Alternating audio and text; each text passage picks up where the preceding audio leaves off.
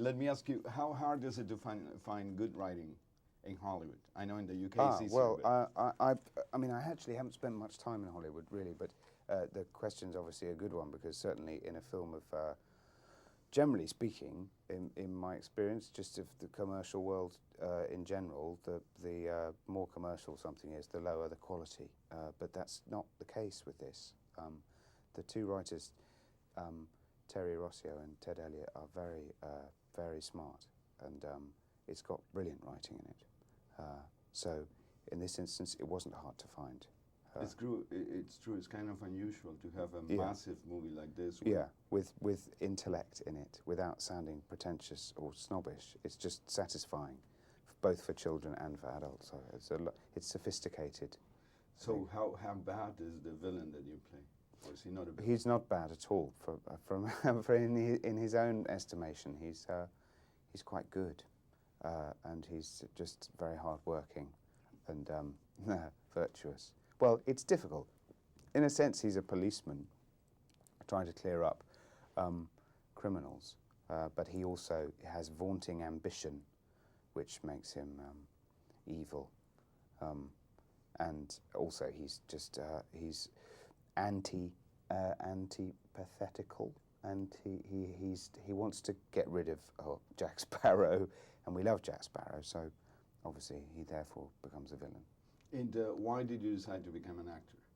From all the other things you could have Well, because as a child, it's a lot of fun, pretending, dressing up, all that. Everyone does that, don't they? And also then as an adult, it's a fun initially to not be an adult and to keep messing around and living a life of irresponsibility. So acting seems to be a way of sustaining my childhood impulses for as long as possible. Though as you get older, it becomes more ridiculous, and you start to feel a sense of shame about it. And I probably should have, trained to be a heart surgeon or something, but I didn't. And what about becoming this guy? Let's say, what's the process? It's not complicated. It was just listen to what the director's telling you, and just try and remember every really bad mood that you've ever had, and sort of distill it and concentrate it all, and then turn that into, and then go like that with your eyes, and I don't know. I mean, that sort of thing.